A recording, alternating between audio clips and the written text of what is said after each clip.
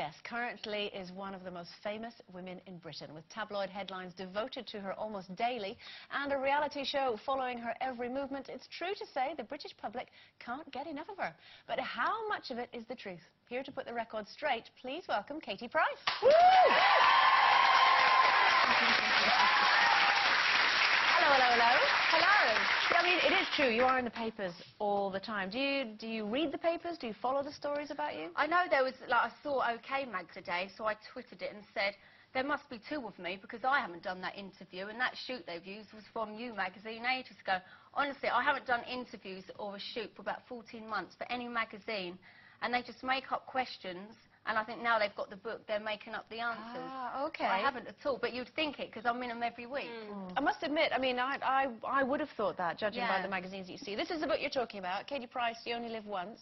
You may only live once, but you've managed to fill 4 books so far. That's pretty good going. I've started on my next one already, because every 2 years. No, yeah, it's like a diary I do. Oh, right. I don't know why they call it autobiography, because of course it's not.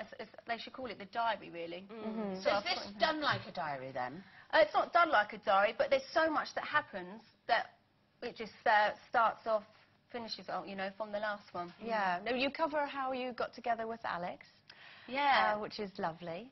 How There's is lots Alex? in there, actually. That's from when I had Princess all the way up to the wedding blessing, so it's quite current. Yeah. Is Alex quite happy about you writing about him and stuff? Is he supportive of it all? We don't really talk work, and he's read it. You don't talk? Not about work. Oh. We don't want to talk. No, I mean not about work. I wouldn't talk very much if I was married to Alex. There you go. Well, you've met him, so. I have, yeah. But no, well, I haven't really gone into proper detail. Yeah.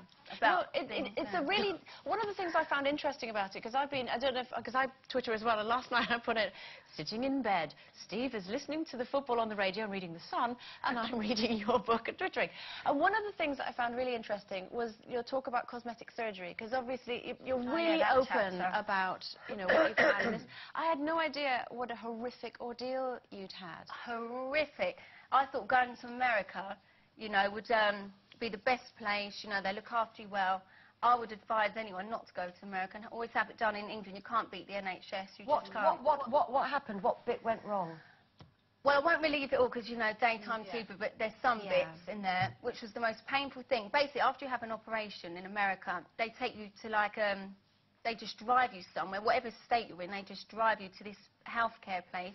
You're looked after by different nurses or carers, not by the doctor. They just give you all medication and you're sort of out of it.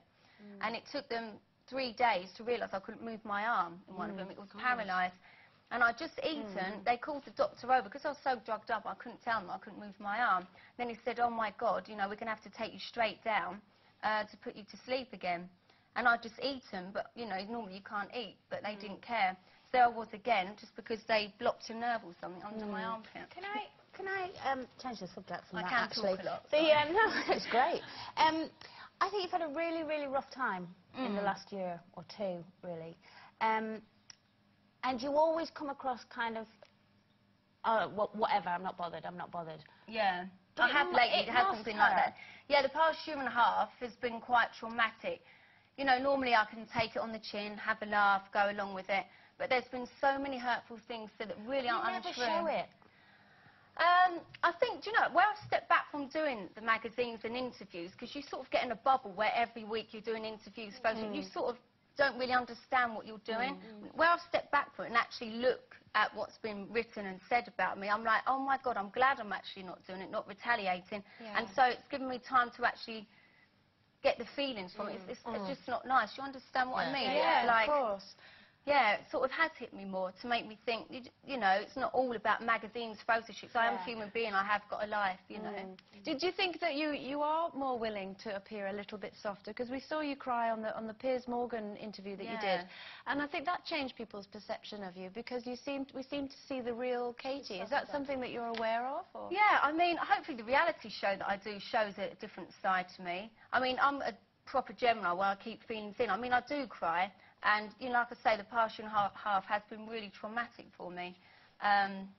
Yeah, Has Alex changed you? Do you think Alex has done this? Has he helped? He's definitely calmed me down because if he's fighting, like I said before, he's so focused on what he does. And normally I retaliate if someone says something. I'm like, why are they saying that? That's it. I'm going to say it. I'm going to Twitter that. And he's like, Kate, think about it first. And other people around me would be like, don't give it to them. Don't give them, like, headlines. So I'm like, yeah, you're right. You trust him, don't you? You trust him a lot. Yes, and I've got a good team of people around me to just calm me down now. And I've just believed it's not all about the fame, fortune, you know. I have got a life behind it as well. And it must be really frightening. Sorry, but it must be really frightening for men to meet you. I don't go out, you know, I'm a recluse. Honestly, I watch your show when I'm at home. I don't work every day. This morning, Jeremy Kyle, that is my routine in the morning. Honestly, I am a recluse, and people think I go out all the time. I saw you a few weeks ago at a party. And we did go out. We did, at the party. And you as well. But honestly, I'm like everyone else. I like my drama series that are on the telly. You know, as soon as I'm home, I'm with the kids. I'm out riding my horses when I'm not at work, when literally every day.